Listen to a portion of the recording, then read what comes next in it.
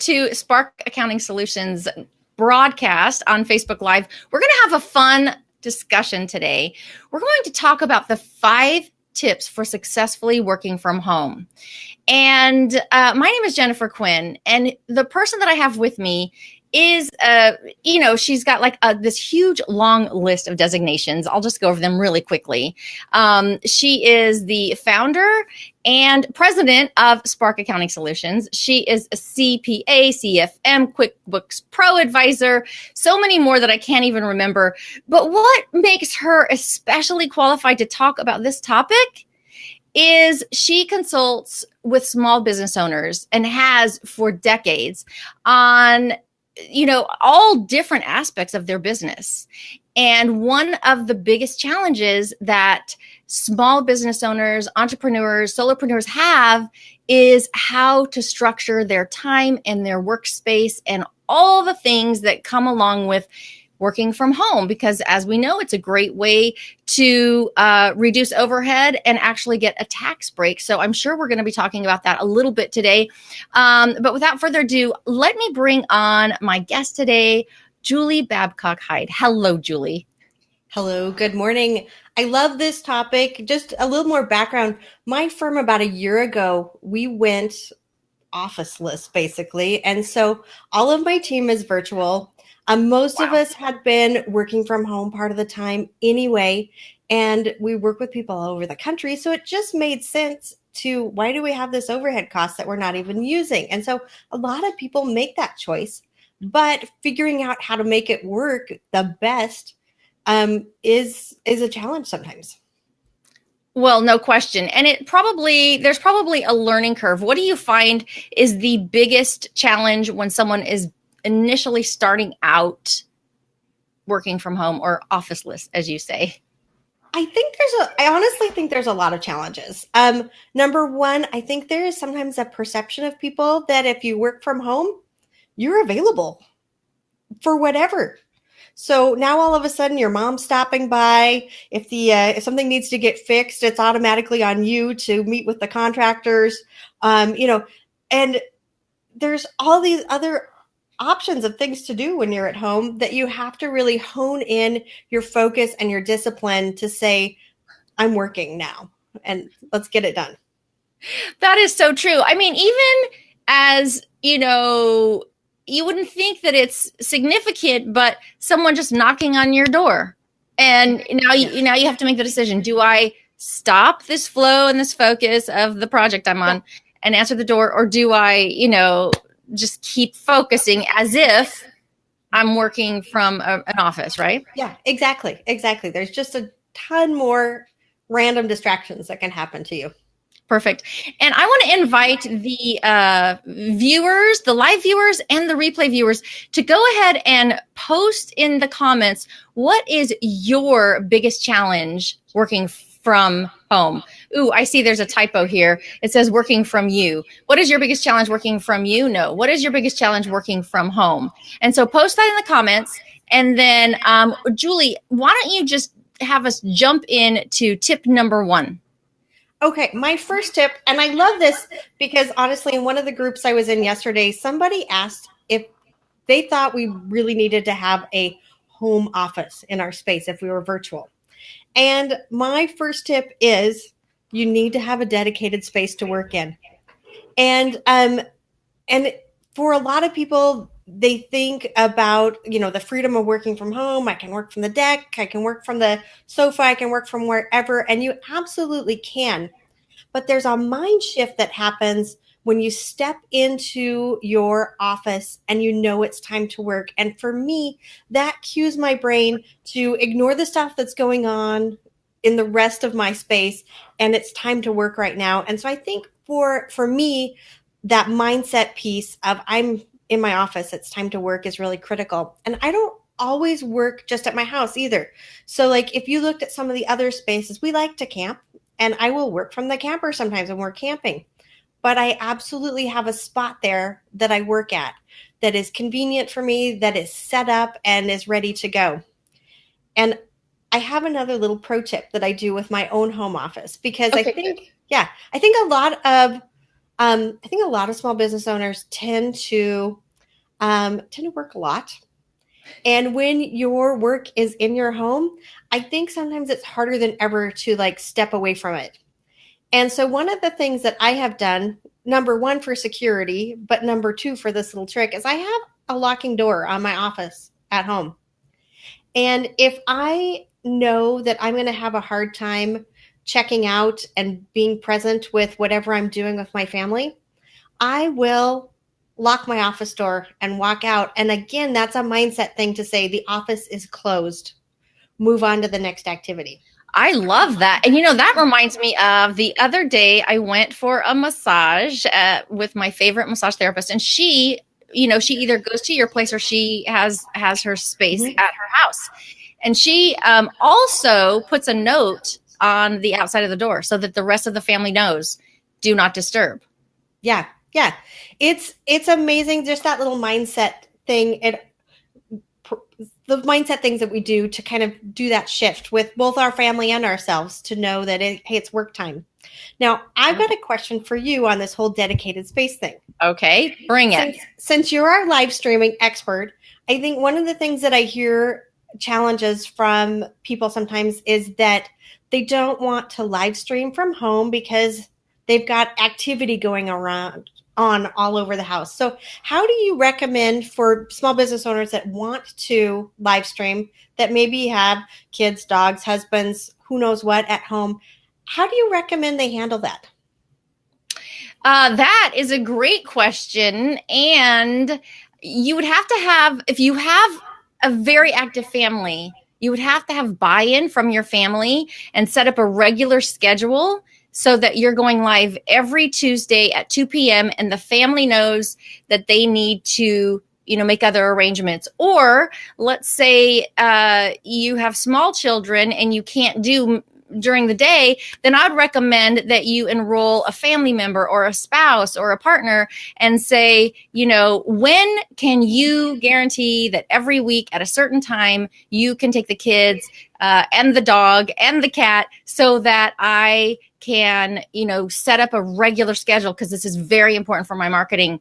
Now, that being said, not everyone can, have a full, like right now, I am in my studio. I have a separate office where I work, and not everybody has that luxury. So I recommend also, Julie, and we've worked on this, you want to be very cognizant of your background. What you don't want to do, especially when you live stream as a professional, you don't want to have a pile of clothes, whether they're clean or dirty, it doesn't matter.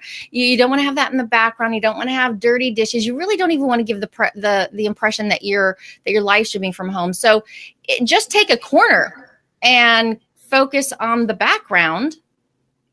And then that's your live streaming space. And it can be mobile. You can move stuff in, move stuff out. There's a lot of mobile equipment. You don't have to have the big lights and all those things. So, and then the third thing I want to say to that is the beauty of live streaming is expecting the unexpected. And so you're going to have the kids, you're going to have the cats, you're going to have the dogs. So when that happens and you're live streaming, bring your audience in to what's going on. So if there is either your dog or the neighbor's dog, I was telling you before we went live, the neighbor's dog was going like crazy.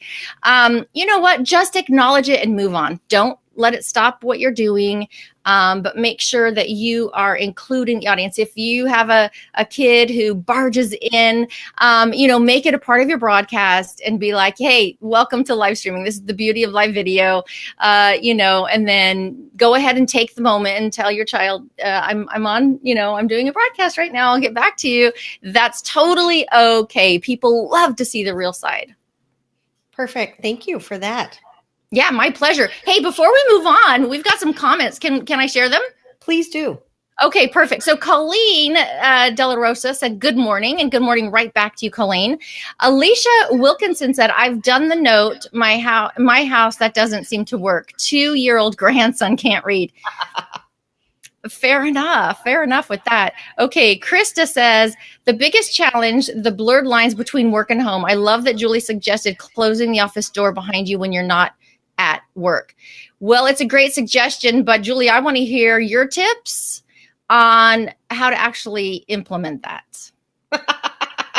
Oh, the blurred lines between work and home. For me, closing the door, I do literally lock my door sometimes. And I know that sounds crazy, but if I know that I need to be present, that's what I do, to force myself to step away. I also purposely do not have a computer in my living room ever. Because I might have my phone, but I never have my computer in the living room because I don't want to get sucked in. I want to make a conscious decision that I'm going to go work or I'm not working right now. I'm spending time with my family. I want to hear from our viewers, whether you're live or watching the replay. I want to hear, does that seem impossible? Because what I do is I take my laptop and I'm like, well, I'm going to knock out this while we're watching a movie. Right? Because then I can be with the family. Maybe I'm not really with the family and get some stuff done. But I want to hear if that's an issue for you. Go ahead and post in the comments that you think that would be difficult or challenging, or maybe you already do that. Let us know. Okay, so number one was have a dedicated space you work in. Yep. And number two, oh, go ahead. What? Number two is to plan out your day. This is more of a basic time management thing, right? But I think it's even more true at home. I think for those of us that have kids, you've probably seen the book, like If You Give a Moose a Muffin, or any of the ones in that series where this whole series of events starts to happen because you do one thing. And so like at my house, it'll be like, okay, I have to go to the bathroom. So I run to the bathroom and then I notice that the cat box needs to be cleaned and the cat litter's in the laundry room. And so then I notice that I should put in a load of laundry. And this whole cycle of things can happen at home that are not work. And so it's really important to pick those top tasks that you're going to do and get those done. Focus on those so that you really have your priority. Part of the beauty of working at home is generally if you have everything done, you can go play and you can go do those other things. So focus, make that list, make sure you get your top priorities done before you start looking at all the other things that you could do in your house. Well, that's really good. And you are speaking my language. I live by my calendar. And I actually do, this sounds like extra work, but it actually works for me. I do my Google Calendar, and then I also have my paper planner.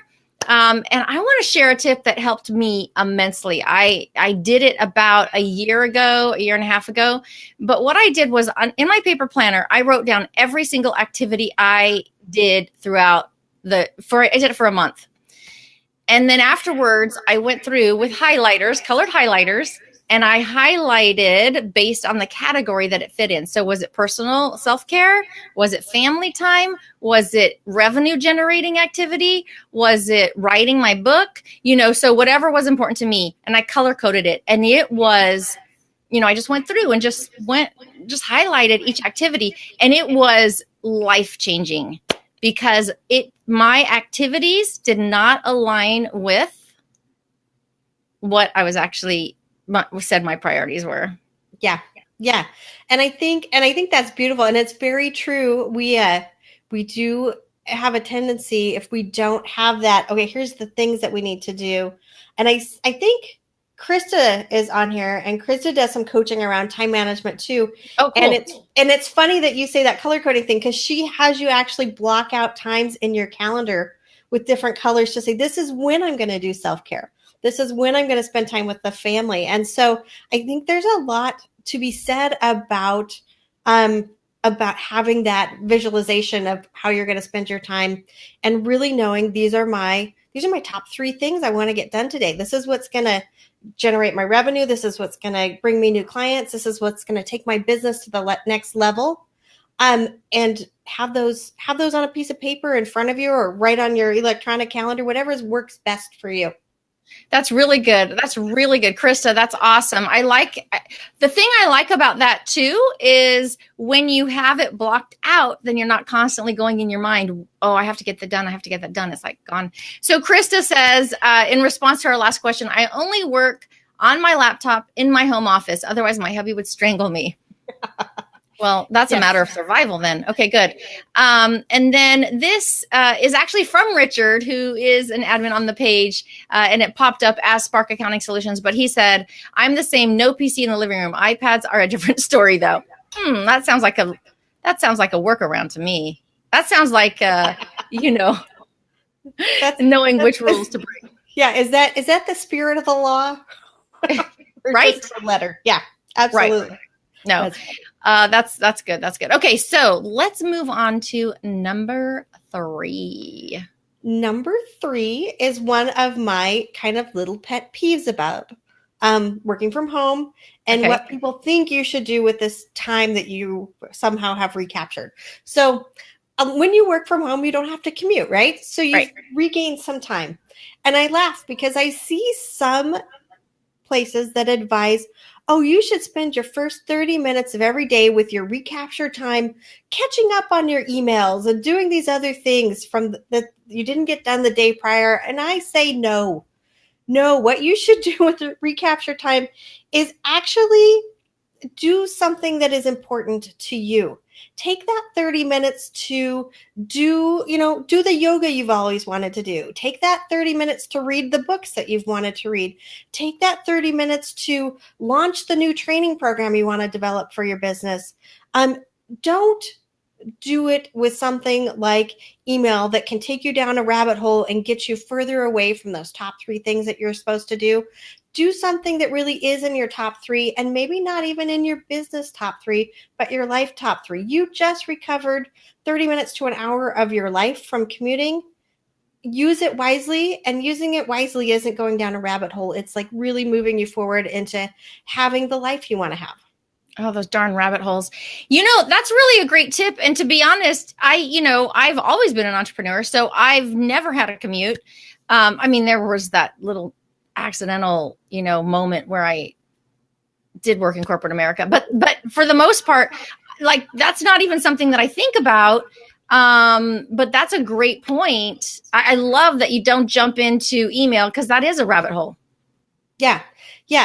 There are so many things that you can do in your business that are not necessarily productive, not moving you forward towards your priorities.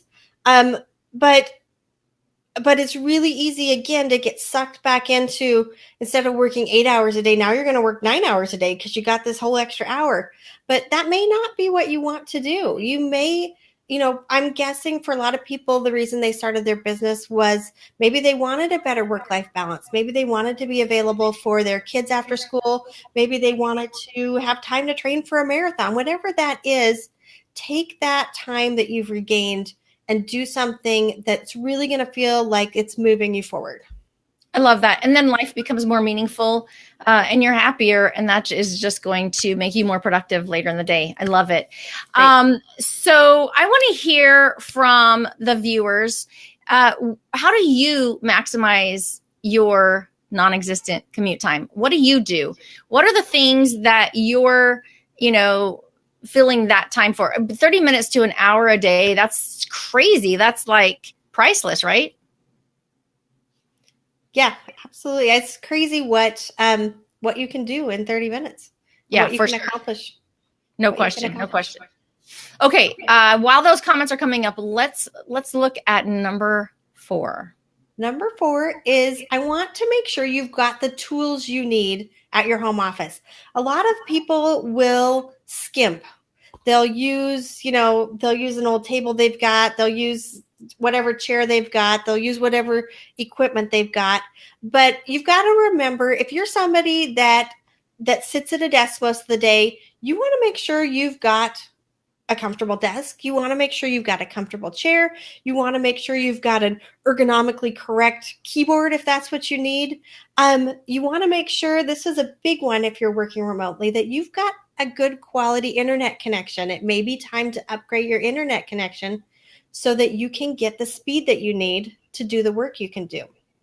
Other things that come up too, there's a lot of, if you're used to working in a big office, there's a lot of technology there that you maybe still wish you had, but you don't have the room for it. And so you have to look for alternatives. That's everything from phone systems to fax machines to, the big printers that do everything. And so I really encourage people to look for alternative solutions for those. I know a lot of people, when you hear me say fax machine, are like, who uses a fax machine? I totally was going to call you out on that. Unfortunately, if you're in the accounting world and you ever have to deal with the IRS, you still use a fax machine. Fair enough. However, most of us have gone to electronic fax machines, so we're not having to, have a physical fax machine and a physical fax line. Phone systems are amazing now too, right? You don't have to have a physical phone. I have a physical phone, but they've got systems now that work with your cell phone or work through your computer. So there's so many options out there to still get the tools that you need without necessarily having all the hardware in your space that you might not have room for. Awesome. That's great, because you don't want to break that flow. When you get working, you got to have what you got to have. Yeah. Exactly. And so even though she's not your CPA, a CPA just told you that it's worth the expense to get yourself set up with the thing.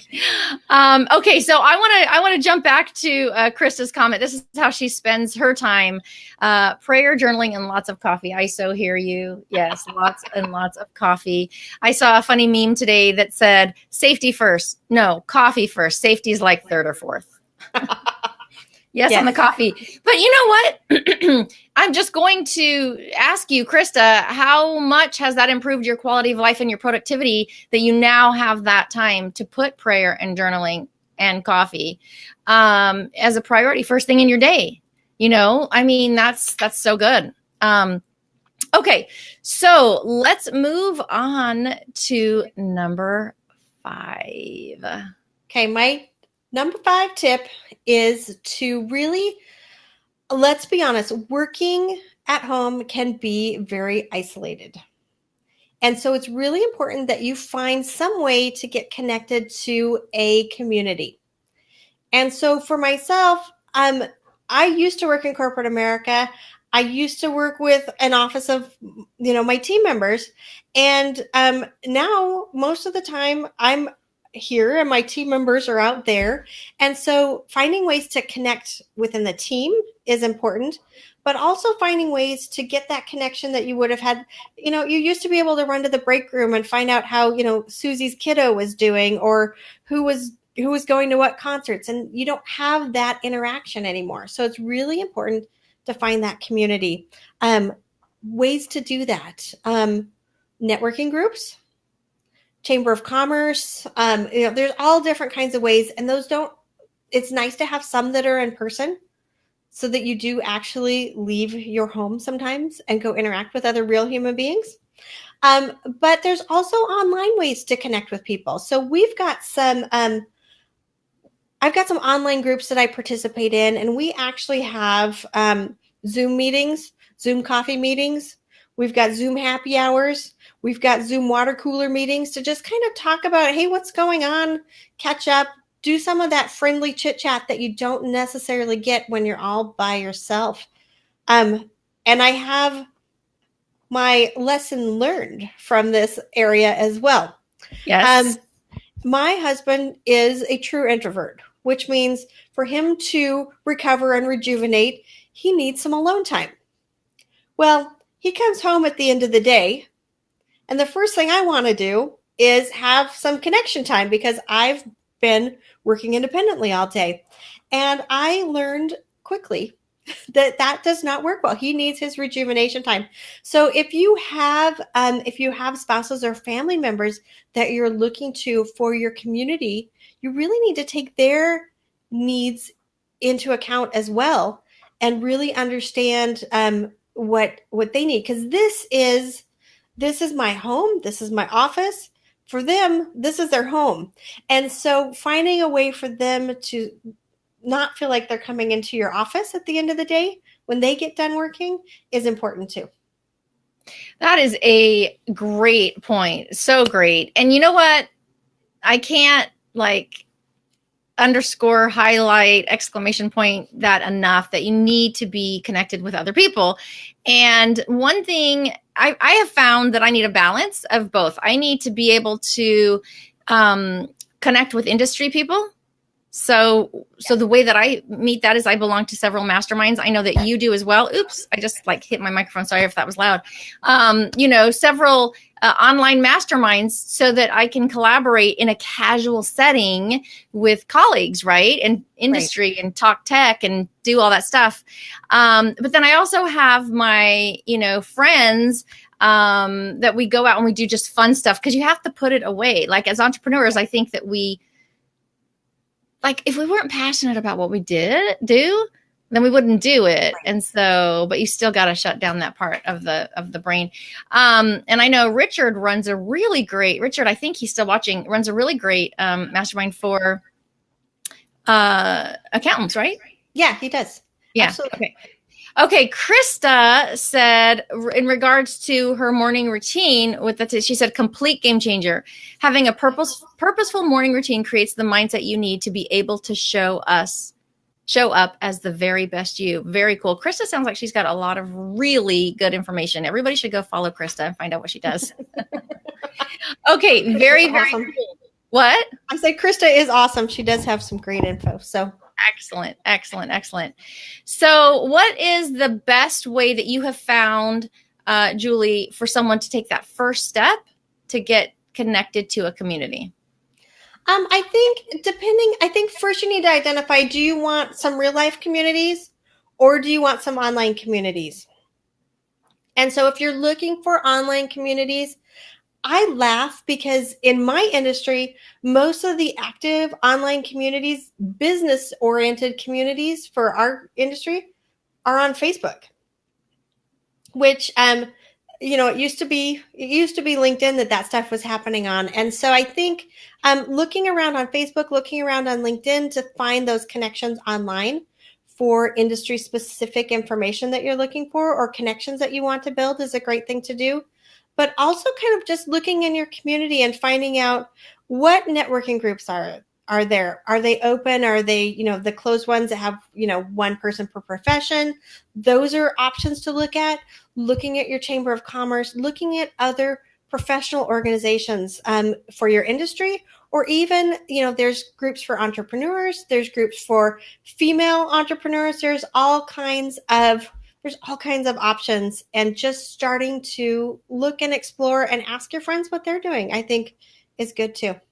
Awesome. I love it. We are already out of time. That went so fast. I can't even believe it. I want to thank the live viewers for the comments and the engagement. That was awesome to have you here live.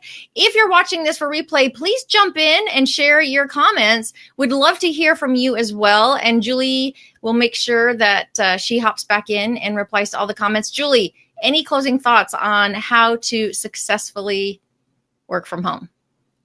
I think the really important thing is, if you're going to do it, just really analyze what you need to do to be successful. Look at those tools, look at the potential distractions, look at the potential isolation, and start making a plan for how you're going to deal with all of those things before you pull the plug on your office and move home.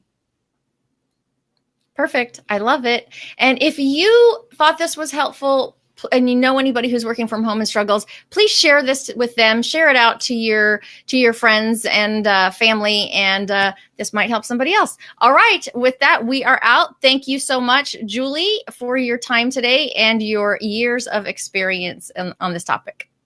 Thank you, Jennifer, for doing this. My pleasure. Okay. See you guys later.